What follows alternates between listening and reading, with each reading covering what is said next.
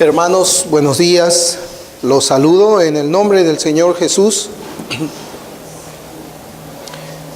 Quiero pedirles que abramos la escritura en el libro de los Hechos, Hechos de los Apóstoles, en el capítulo 13. Capítulo 13 de Hechos.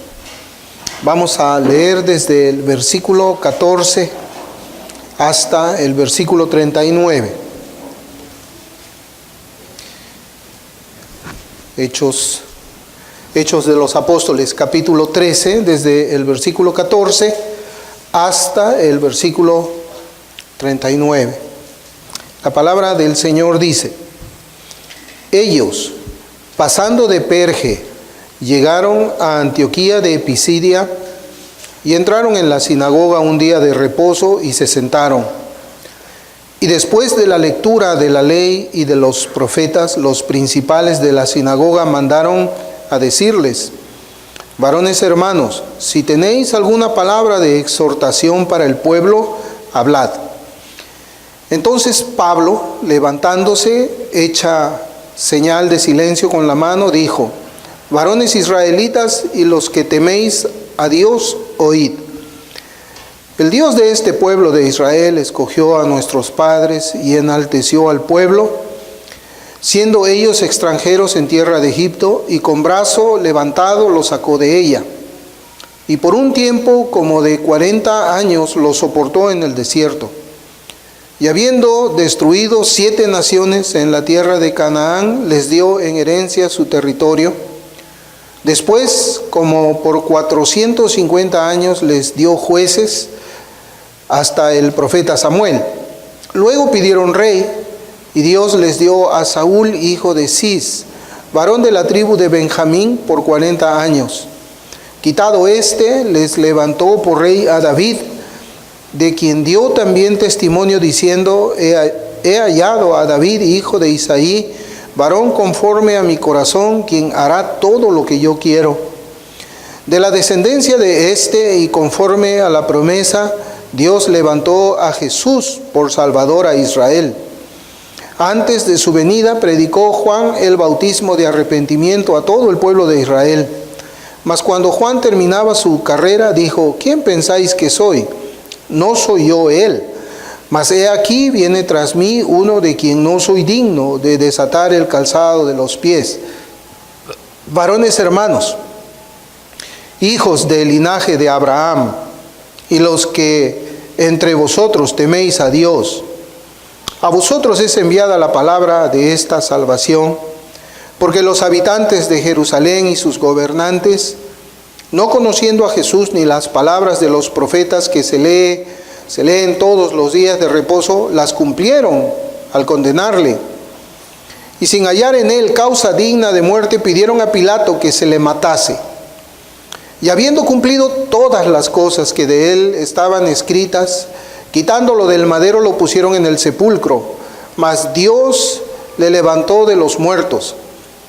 Y él se apareció durante muchos días a los que habían subido juntamente con él de Galilea a Jerusalén, los cuales ahora son sus testigos ante el pueblo.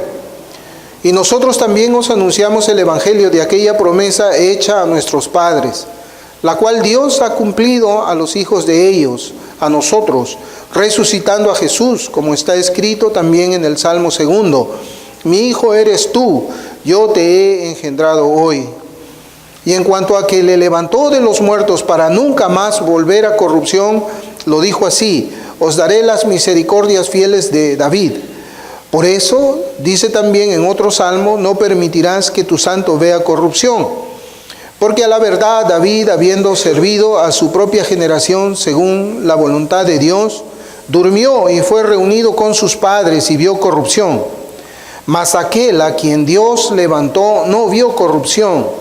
Sabed pues esto, varones hermanos, que por medio de él se os anuncia perdón de pecados, y que de todo aquello de que por la ley de Moisés no pudisteis ser justificados, en él es justificado todo aquel que cree. Que el Señor bendiga su palabra. Y en este pasaje de las Sagradas Escrituras se nos presenta nuevamente la predicación del Evangelio que hizo el apóstol Pablo en la ciudad de Pisidia, en Antioquía. Lo que resalta, hermanos, hermanas, a nuestra mirada es que aquí nosotros encontramos una similitud, encontramos un orden que el apóstol Pablo tiene en cuanto a su predicación del Evangelio, con la manera como lo hizo también el apóstol Pedro. Si bien Pablo era el apóstol de los gentiles, en este sermón vemos que él se dirige a judíos que se estaban congregando en una sinagoga de aquella ciudad. El apóstol Pablo le está predicando a los judíos helenistas y también a gentiles que habían sido convertidos al judaísmo. Es decir, Pablo está en tierra gentil, donde hay una sinagoga, donde hay judíos de procedencia griega y donde también hay griegos que ellos habían abrazado la fe judía. Recordemos que también los judíos, ellos recorrían también otras tierras aparte de Israel con el afán de predicar la religión judía. Y en la Biblia los reconocemos porque allí se les llama a ellos como prosélitos, Desde el versículo 17 hasta el versículo 25, la predicación vemos que está haciendo un recuento histórico desde los padres, Abraham, Isaac y Jacob, hasta Juan el Bautista, quien predicó del bautismo de arrepentimiento a todo el pueblo de Israel. Y en el versículo 26, hermanos, nosotros vamos a notar una transición en este mensaje. El versículo 26 dice: varones hermanos, hijos del linaje de Abraham, y los que entre vosotros teméis a Dios, a vosotros es enviada la palabra de esta salvación. Y estas palabras nos enseñan a nosotros la forma y el estilo como es que el apóstol Pablo predicaba el Evangelio, la forma en que él se dirigía a aquellos que eran ciudadanos como él. Él era hebreo de hebreos, pero tenía la ciudadanía de Roma. Es decir, él estaba predicando también a otros que tenían la ciudadanía de Roma, como él también la tenía. Y él, vemos que aquí hace resaltar muchas características del ser de Dios, muchos de sus atributos. Vemos que él habla de la paciencia. Y nosotros notamos que en él existe también paciencia cuando predica el Evangelio. Vemos también en Pablo, hermanos, humildad cuando él predica el Evangelio. Y es preciso, hermanos, que nosotros veamos cómo es que es la actitud del carácter del apóstol Pablo cuando él predica el Evangelio, porque notamos que en su persona existen las mismas características personales que tenía el Señor Jesucristo. Hemos comenzado por la paciencia. Pablo era paciente cuando predicaba el Evangelio a los judíos. Él también tenía mucha paciencia para predicar el Evangelio a los gentiles. Él tenía humildad. Humildad, hermanos. Es algo que debe ser una característica de todo creyente. La humildad.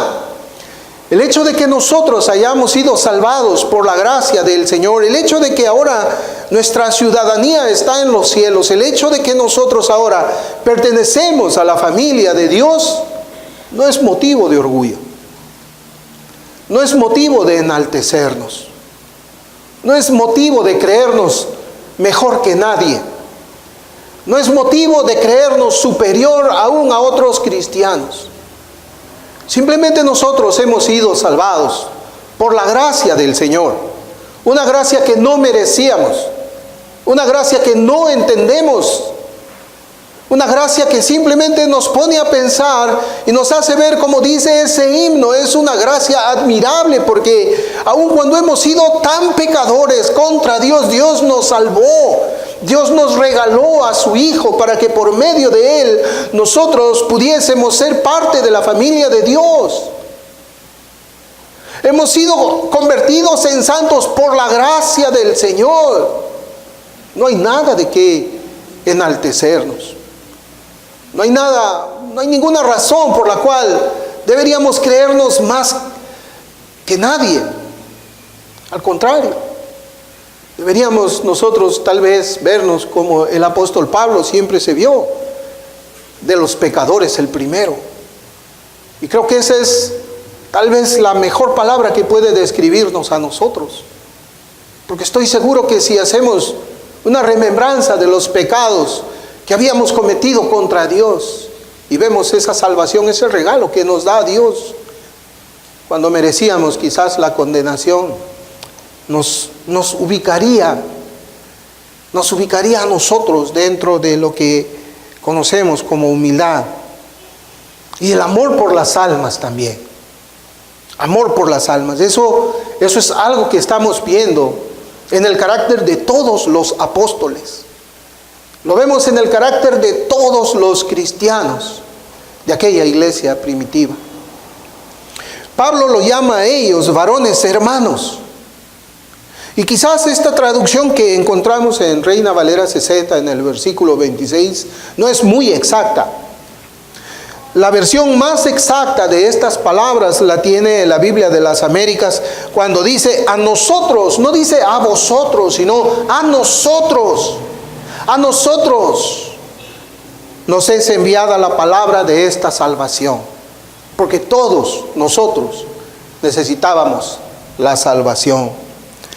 Pablo les dice que también era para él mismo esa palabra de salvación, que él necesitaba la palabra de salvación, que él estaba destituido también de la gracia de Dios, que él también había errado el blanco y él estaba con la espada de Dios sobre su cabeza, esperando la justicia recta de Dios por causa de sus pecados. Pablo dice que esa palabra de salvación era para él, esa palabra de las buenas nuevas en Cristo Jesús. Los versículos siguientes de este sermón nos traen la idea de que los oyentes del apóstol Pablo no habían participado en la condenación injusta del Señor Jesús.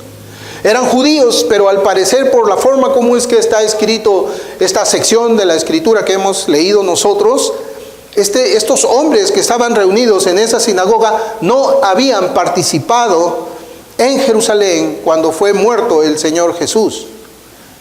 Mire cómo dice el versículo 27 al 29. Dice, porque los habitantes de Jerusalén y sus gobernantes, no conociendo a Jesús ni las palabras de los profetas que se leen todos los días de reposo, las cumplieron al condenarle. Y sin hallar en él causa digna de muerte, pidieron a Pilato que se le matase. Y habiendo cumplido todas las cosas que de él estaban escritas, quitándolo del madero, lo pusieron en el sepulcro. El apóstol Pablo les está hablando de otros judíos que estaban allí en Jerusalén y que mataron al Señor y que evidentemente ellos no habían participado de esa muerte. Ellos no habían estado allí. Ellos no fueron parte de esa confabulación mentirosa, calumniosa que hicieron contra el Señor Jesucristo. Ellos no estaban allí. Pablo, fíjense qué cosa es lo que él está hablando en estos versículos que hemos leído, hermanos. Pablo no habla de obras milagrosas del Señor Jesús, que él hizo verdaderamente en su ministerio terrenal. Eran las obras, los milagros que hacían el Señor Jesús, eran las credenciales que decían que él venía de parte de Dios. Acuérdese de Nicodemo cuando se acerca al Señor Jesucristo y le dice, nosotros sabemos que vienes de Dios porque las obras que tú haces no las puede hacer nadie si es que Dios no está con él. Ese era el propósito de esas obras, pero Pablo no las menciona en esta sinagoga. Tampoco Pablo hace ninguna cita de las enseñanzas del Señor Jesús que había entregado al pueblo, a sus apóstoles, las enseñanzas que le había dado a Pablo mismo cuando fue elevado al tercer cielo. Lo que nosotros notamos aquí es que Pablo va directamente a dos hechos del Evangelio. Dos hechos que tienen que ir fundamentalmente incluidos en el mensaje del Evangelio. Él va directamente a la muerte y a la resurrección de Jesucristo. Y una de las realidades trágicas que el apóstol hace notar a sus oidores de entonces y también a los oidores de nuestros días es que aunque leían la palabra de Dios cada sábado, ellos no pudieron comprenderlas y terminaron cumpliendo las profecías cuando mataron al Cristo de Dios. Qué terrible, hermanos, leer la palabra de Dios y no comprenderla. Yo siempre les he dicho que vivimos en los días más trágicos, creo que de todo el tiempo cristiano, donde la Biblia está en las manos de muchas personas que congregan en las iglesias, muchos que han hecho una profesión de fe falsa, pero también muchos que han hecho una profesión de fe verdadera. Tienen la Biblia en sus manos, pero no la pueden discernir. No pueden hacer diferencia entre la verdad y el error. O no pueden hacer diferencia entre la verdad y la casi verdad. Y eso es algo terrible, ¿no cree usted? Tener la verdad en las manos, pero no poder comprender espiritualmente el mensaje de ella, para poder dar una aplicación a nuestra alma, para poder obtener el beneficio de ella. Vivimos en esos días. Días donde hay mucho conocimiento, pero poco discernimiento. Porque hay que hacer la diferencia entre conocimiento y discernimiento. No se puede discernir hoy día entre lo que es bueno y lo que es malo, como vamos a ver. Y esto, hermanos, ha sido igual desde los tiempos más antiguos, desde que es leída la palabra de Dios. Lo vemos en el Antiguo Testamento, cuando la palabra de los profetas era escuchada por el pueblo, pero también era desechada por el pueblo.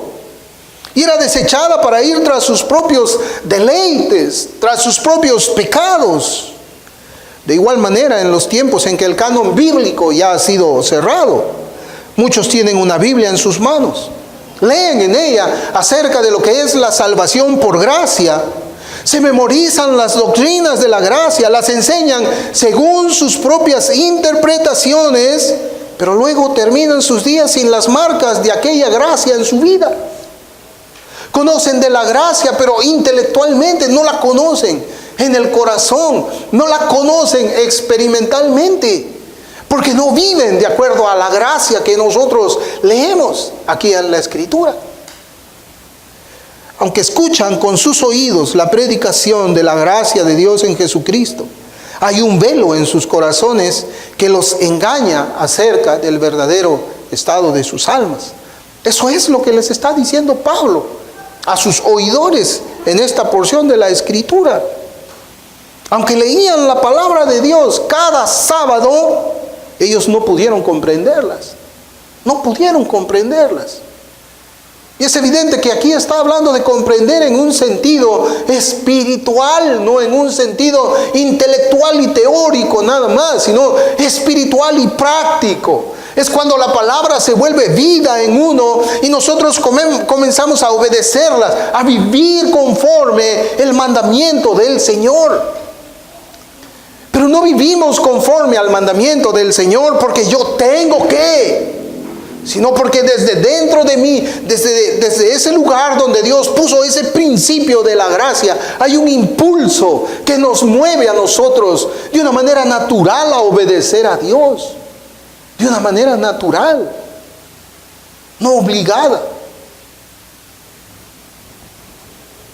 Una persona común y corriente puede aprender acerca de las doctrinas más bellas de las Sagradas Escrituras y no obedecerlas en absoluto. Por ejemplo, saber que a unos 100 metros se está reuniendo la iglesia del Señor para hacer oración a Dios, tener comunión los hermanos, buscar la comunión con Dios. Saber que a 100 metros tu iglesia se está reuniendo para orar y estar a 100 metros prefiriendo la compañía de los incrédulos, gastando el tiempo vanamente. ¿Qué pensaríamos nosotros de eso? ¿Es posible eso? ¿Es posible que un creyente prefiera la compañía de incrédulos estando a 100 metros de donde la iglesia se reúne para orar? ¿Quién prefiere la compañía de los mundanos antes que la comunión con Dios. Y claro, las excusas son muchas, pero la intención del corazón es evidente. Las justificaciones son muchas. Para preferir la compañía de incrédulos antes que la compañía de creyentes, para orar a Dios. De la misma manera, aquí también vemos que Pablo les habla del endurecimiento de sus corazones, mientras al mismo tiempo escuchaban las sagradas escrituras que ellos conocían perfectamente bien, pero solamente en la letra. La conocían pero en la letra, no la conocían en el espíritu. Pablo dice que con la maldad de los judíos ellos estaban cumpliendo las escrituras. Cuando ellos hicieron esa maldad de crucificar al Cristo, al inocente, cuando elaboraron toda esa mentira, toda esa calumnia, toda esa compra de testigos falsos para condenarle y matarle, estaban cumpliendo las escrituras. Sí, ellos cumplieron las escrituras, pero Pablo también les dice que cuando Dios resucitó a Cristo de entre los muertos, también estaba cumpliendo las escrituras. Hechos 13, versículos del 30 al 33, mire cómo dice: mas Dios le levantó de los muertos, y él se apareció durante muchos días a los que habían subido juntamente con él de Galilea a Jerusalén, los cuales ahora son sus testigos ante el pueblo. Y nosotros también os anunciamos el evangelio de aquella promesa hecha a nuestros padres, la cual Dios ha cumplido a los hijos de ellos, a nosotros, resucitando a Jesús, como está escrito también en el Salmo 2: mi hijo eres tú, yo te he engendrado hoy. Y aquí hay una cita del Salmo 2, un salmo que es mesiánico y que de manera muy clara profetiza acerca del Cristo de Dios. Profecías que fueron cumplidas únicamente en el Señor Jesucristo, y a quienes ellos habían dado muerte, pero que Dios había resucitado. El versículo 33, hermanos, recoge la palabra del Salmo 2, versículo 7. Y aquí podemos ver un orden en los eventos que sucedieron al final de la vida del Señor Jesucristo. Los versículos 1 al 3 de ese Salmo 2 exponen la actitud del pueblo judío que junto con Pilato, con Herodes, con el pueblo gentil, los romanos, se levantaron contra el Señor, su ungido. Y esto es para darle muerte al inocente. Y el versículo 7 nos trae la idea del poder de Dios levantando a Cristo de entre los muertos. Mi hijo eres tú, yo te he engendrado hoy. Veamos este versículo de las cartas del apóstol Pablo.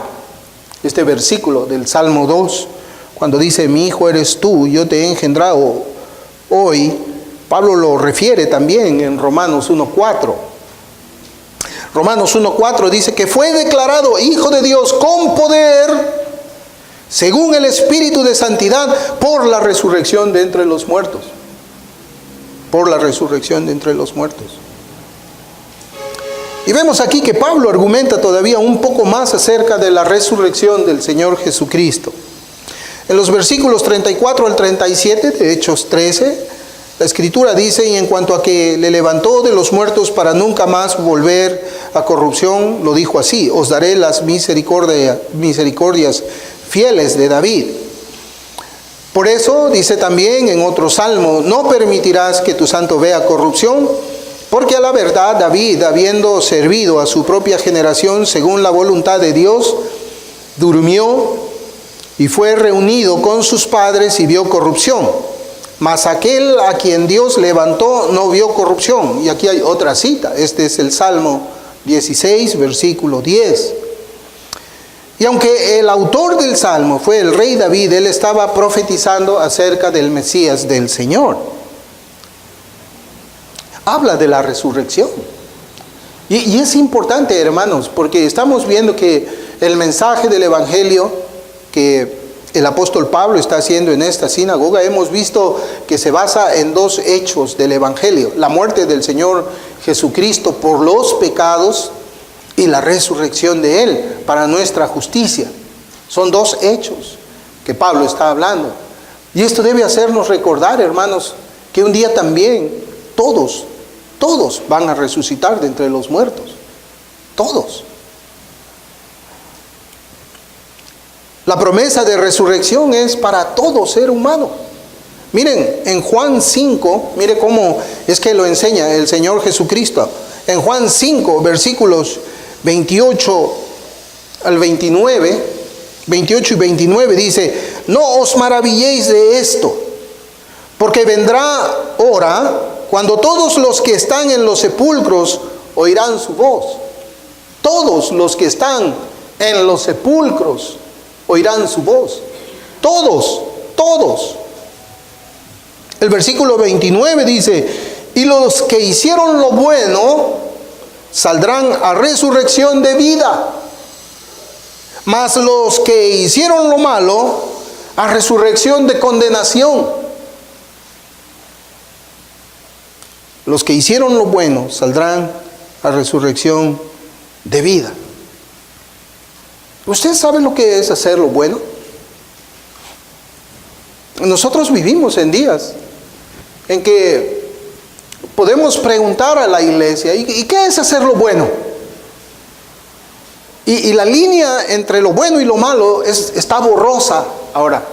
Ya no es una línea marcada donde es como que corta uno con un cuchillo y separa y dice esto es lo malo y separa, esto es lo bueno. Ahora parece que existe como una fusión, una mezcla, algo donde pues lo bueno para ti no necesariamente es lo bueno para mí. Lo malo para ti no necesariamente es lo malo para mí. Hermanos, dentro de la iglesia, yo pienso de que las personas que están fuera de la iglesia tienen más conciencia de lo que es bueno y lo que es malo que muchos de los que están aquí adentro. O sea, dentro de la iglesia. Cuando usted le pregunta a alguien fuera de la iglesia: ¿usted cree que el consumo de licor es bueno? Le va a decir que no. Pero cuando usted pregunta si el consumo de licor es bueno dentro de la iglesia, posiblemente no le contesten, porque no van a saber si es bueno o malo. Cuando usted pregunte afuera de la iglesia: ¿usted cree que mentir es bueno o malo? Afuera de la iglesia, el gentil, el que no conoce a Dios, le va a decir: mentir es malo. Pero cuando usted pregunte dentro de la iglesia si mentir es bueno o malo, no le van a contestar. Hasta le pueden decir: depende de para qué cosa mentimos. Esa es la realidad, hermanos. Por eso es que cuando esta escritura dice de que los que hacen lo bueno van a salir para resurrección para vida, hay muchos que viven haciendo lo malo y que creen que van a resucitar para vida dentro de la iglesia, porque no hay diferencia para ellos. Más discernimiento tiene el que está sin Cristo, el que no ha leído nunca la Biblia, que aquel que ha leído la Biblia y vive sin reconocer lo que es bueno o malo, según su propia conveniencia. Lo que sí entendemos por la Escritura es que los descendientes de Adán se caracterizan por sus obras, los descendientes de Abraham, aquellos que están sin Cristo, los cuales, o obras que proceden de un corazón de piedra, un corazón corrupto, un corazón en pecado, un corazón en maldad. ¿Por qué? Porque la naturaleza de ellos es opuesta, no es diferente, es opuesta a la naturaleza de Dios, a la naturaleza de los santos. Y ellos hacen las obras de la carne, las obras de las tinieblas. Sí, pero ellos tienen tal vez una conciencia más limpia acerca de lo que es pecado. Por lo menos en sus conciencias pueden hacer la diferencia: esto es bueno, esto es malo, aunque vivan haciendo lo malo. Aquellos que han sido creados en Cristo Jesús para buenas obras, porque hablamos de que aquellos que han hecho lo bueno, la Escritura dice que los que son creados en Cristo Jesús hemos sido creados para buenas obras. Deben tener un estilo de vida diferente. Los que han sido creados para buenas obras deben de tener una conciencia diferente. Deben de tener un corazón que ha cambiado, deben de tener una buena conciencia, como dice 1 de Timoteo 1:19, deben de tener una conciencia limpia, como dice 1 de Timoteo 3:9. Ellos deben caminar agradando a Dios con las obras que proceden de la fe en Cristo, obras que son conforme a la voluntad de Dios. Pero tristemente, hermanos, no es así. ¿Cuál es el estilo de vida de nosotros? ¿Cuál es nuestro estilo de vida? ¿Hacemos lo bueno? ¿Podemos identificar lo que es bueno? ¿Podemos hacer diferencia entre lo bueno y lo malo y tener la capacidad espiritual para rechazar lo malo y abrazar lo bueno? Porque no se trata solamente de decir, bueno, esto es malo, esto es bueno, eso es una señal de que yo soy creyente. No, porque el incrédulo también puede hacer esa diferencia. La señal del creyente es no solamente el discernimiento, distinguir entre lo que es bueno y lo que es malo, sino que la gracia de Dios lo capacita para vivir piadosamente, como dice la Escritura, de tal manera que este hombre, cuando hace la diferencia entre lo bueno y lo malo, desecha lo malo y abraza lo bueno. Esa es la gracia. Esa es la gracia. ¿Cómo vivimos nosotros? ¿Cómo es nuestro estilo de vida? Y no estamos preguntando, hermanos, si es que usted asiste a una iglesia evangélica, sino cómo es tu estilo de vida, cómo es nuestra manera de vivir. No estamos preguntando si usted es reformado. Tampoco estamos preguntando o estamos diciendo si usted es diácono, si usted es pastor, si usted participa en la iglesia. Estamos preguntando cómo son las obras que usted hace. ¿Son las obras de la luz? Porque si son las obras de las tinieblas, la resurrección en aquel día va a ser para condenación, como dice el Señor Jesús. Va a ser para condenación. ¿No te da miedo eso? ¿No te da miedo? ¿O es que no crees que esto se va a cumplir? ¿O crees que le puedes engañar a Dios? O a veces crees tú que repitiéndote muchas veces esto es bueno, esto es bueno, esto es bueno, esto es bueno, y terminas engañándote tú mismo que esto es bueno. ¿Vas a engañar a Dios también?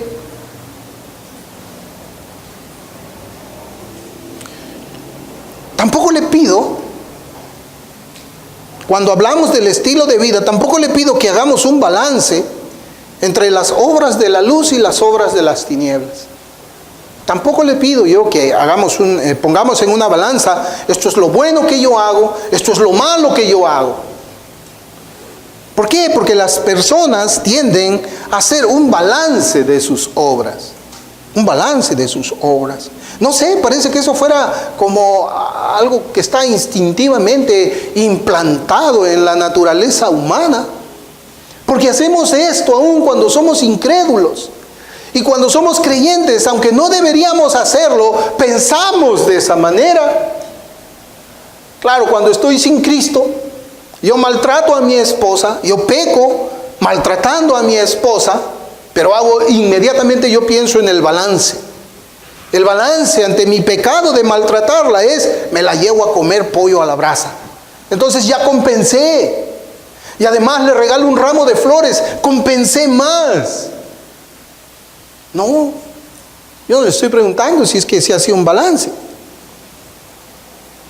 Hay algunos que piensan de que en tanto ayuden a los necesitados, pueden calumniar a los demás. En tanto que vayan a los cultos los domingos, pueden mentir de vez en cuando. En tanto prediquen todos los domingos, pueden permitirse el orgullo y la vanagloria en sus vidas. Y al final piensan que ellos tienen 90% de buenas obras y un 10% de obras de las tinieblas. Y están seguros que eso les da un saldo a favor que los va a llevar al cielo. No sé, tal vez alguna vez hemos pensado así nosotros. No, pues 90%, yo hago lo bueno, 90%, pero acá está 10% también que yo hago mal. Pero ¿saben qué? Un hijo del diablo puede vivir de esa manera. Así viven los católicos romanos. Así viven los católicos romanos. Haciendo el 90% bueno y el 10% malo. Sí. Un hijo de Satanás puede enseñar eso de una forma tácita o de una manera explícita. El 10% de las obras de las tinieblas, ¿saben qué cosas son ese 10%? Ese 5% de las obras de las tinieblas que hacemos nosotros o que pensamos que podemos hacer nosotros, son pecados no arrepentidos. Son pecados no abandonados. Son pecados no mortificados.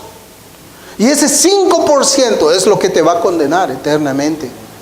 Nosotros tenemos que vivir en justicia, en rectitud, en verdad, en santidad.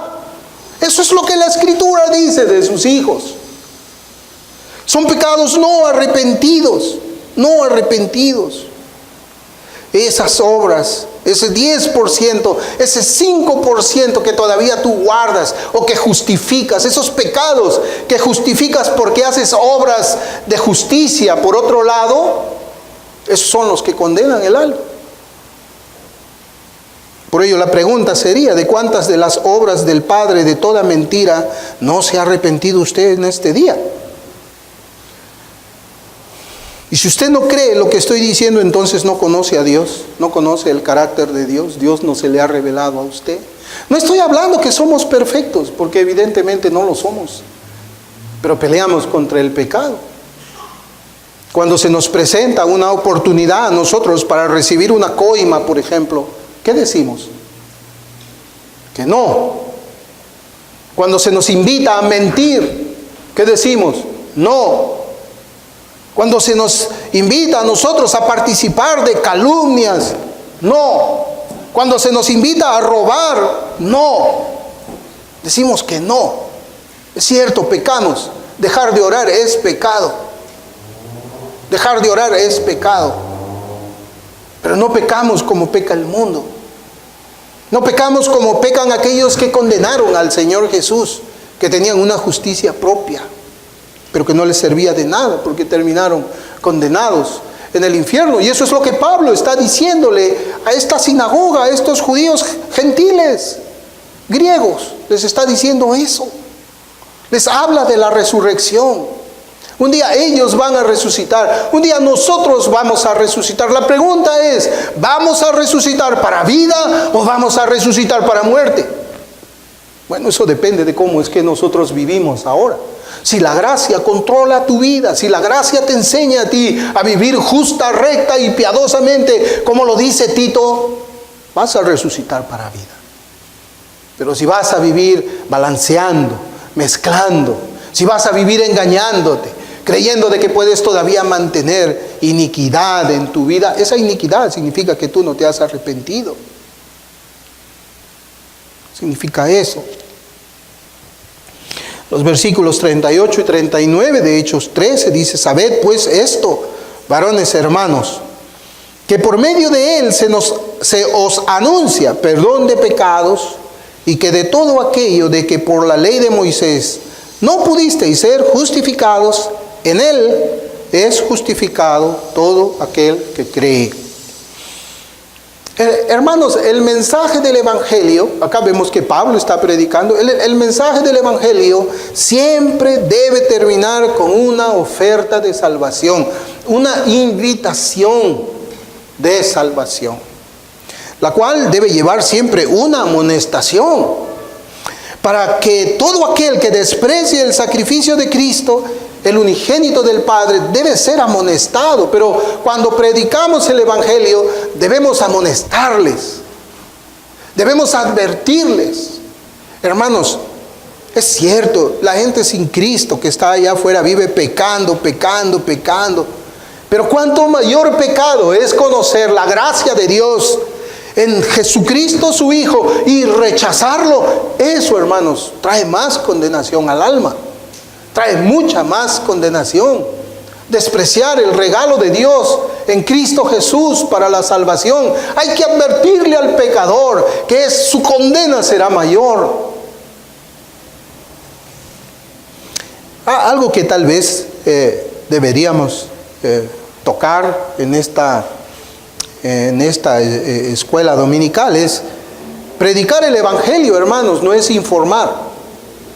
no es informar los hechos que contiene la Escritura con respecto a Cristo.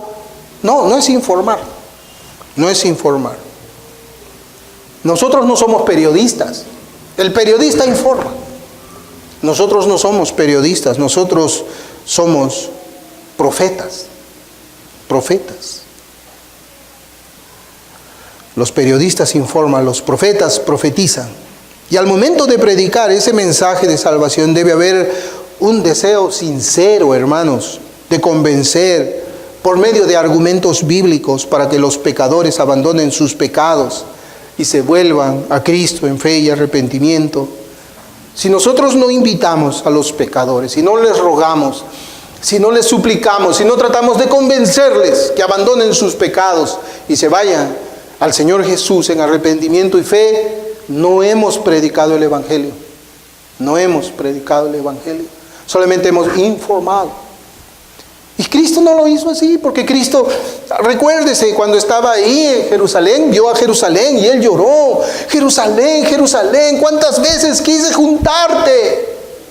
Eso demuestra el corazón de Cristo. Él suplicaba, Él trataba de persuadirlos para que abandonen sus pecados y se vuelvan a Dios. Ese es el formato que la Biblia nos enseña para predicar el Evangelio. Tristemente nosotros, hermanos, y se los digo, vivimos en los días en que se cree que el mensaje del Evangelio, a ese mensaje se le debe de acompañar una cuota de insulto, una cuota de burla para quienes están en los caminos de las sectas y otras religiones falsas. Eso de burlarse, eso de insultar, hermanos, esa es la característica de un impío. Por eso es que nosotros comenzamos hablando de la paciencia, hablando de la humildad, hablando del amor. Una persona que tiene esas tres características es creyente y va a predicar el Evangelio de Cristo como Cristo mismo lo hizo. Pero hoy día encontramos a muchos hermanos que en las calles ven pasar a un sacerdote católico romano y lo insultan, se burlan de él. Eso no está bien. Dígame, ¿quién hizo eso en las Escrituras? Pablo tuvo la oportunidad cuando estaba en el Areópago y comenzó a ver toda la idolatría que ellos tenían. Un Dios de esto, un Dios de esto, un Dios y un sitio vacío donde decía el Dios no conocido. ¿Acaso Pablo se burló de la insensatez de la idolatría que ellos tenían? Absolutamente no. ¿Acaso Pablo se burlaba de los filósofos de aquellos días? Absolutamente no. Pablo suplicaba con lágrimas que se conviertan a Cristo. Hoy no lo vemos, hermano. En muchas iglesias, muchos evangelistas dicen que son evangelistas, solamente se burlan de aquellos que están enceguecidos por la obra del diablo. Se burlan de aquellos que tienen un velo en sus ojos y no pueden ver a Cristo en las Escrituras como ellos lo tuvieron un día, tal vez, o tal vez todavía lo tienen. Esa es la característica del impío religioso, que no alcanza a ver su propio estado de condenación, sino que se apoya, ¿saben en qué? En sus obras activistas religiosas. Hay una tendencia en creer de que, bueno, yo estoy saliendo a insultar a la gente. Es eso lo que hacen, insultar a la gente. No salen a predicar el Evangelio. Salen a insultar a las personas en el nombre de Cristo y ellos se apoyan en eso para decir soy salvo. Qué ceguera, ¿verdad? Usted lo vio a Cristo haciendo esto. Usted lo vio a Pedro haciendo esto. A Pablo, a Bernabé, a Silas. Absolutamente no. Insultan a los mormones, insultan a los falsos testigos, insultan a los ateos, sin darse cuenta que en esa actitud ellos mismos se están condenando. Hermanos, el mensaje del Evangelio es un mensaje que habla del amor de Dios. El mensaje del Evangelio dice, porque de tal manera amó Dios al mundo. Amó Dios al mundo. Ese mensaje y el poder del Evangelio solamente es conocido cuando el amor de Dios ha sido derramado en el corazón del redimido. Amor que impulsa a mirar con misericordia a aquellos que están sin Dios por el mundo, como una vez también Él anduvo. Sin lugar a dudas, el Espíritu Santo guió de manera tierna, amorosa y sabia al apóstol Pablo para decir en aquella sinagoga que de todo aquello de que por la ley de Moisés no pudisteis ser justificados, en él es justificado todo aquel que cree. Y estas son palabras que deben ser recordadas por todos nosotros, no para poner la seguridad de la salvación en nuestra fe, no, sino que nuestra seguridad está en la salvación real que Cristo ha hecho en nuestras vidas. Cuando nuestras miradas van más allá de la fe y se demuestra por los hechos que nuestros corazones verdaderamente han sido cambiados, y que ahora estamos caminando por las sendas de la justicia, por las sendas de la integridad, por las sendas de la rectitud, por las sendas de la verdad. ¿Por qué? Porque es mejor mirar por dónde es que estamos caminando, porque alguien puede mirar su fe con engaño. Alguien puede decir, no, yo he puesto mi fe en Cristo, sí, pero ¿cómo son tus obras? No, es que yo creí en el Señor Jesús, pero ¿cómo son tus obras? ¿Son buenas? ¿Son malas? No, es que yo puse mi fe y no importa cómo yo vivo. Estás engañado. No puedes poner solamente la seguridad de tu fe en tu profesión de fe, sino que tienes que ver que verdaderamente algo ha ocurrido en ti. La Escritura dice que el Evangelio es poder de Dios para salvación. Pues tú tienes que decir, ¿y dónde está ese poder en mi vida? Está, verdaderamente ha obrado poderosamente. Hemos leído que ese mismo poder que levantó a Jesucristo de entre los muertos, miren, ese poder que levantó a Jesucristo de entre los muertos es el poder del Evangelio en nosotros, que nos traslada del reino de las tinieblas al reino de la luz. Ahora yo le pregunto, ¿ese poder se ve?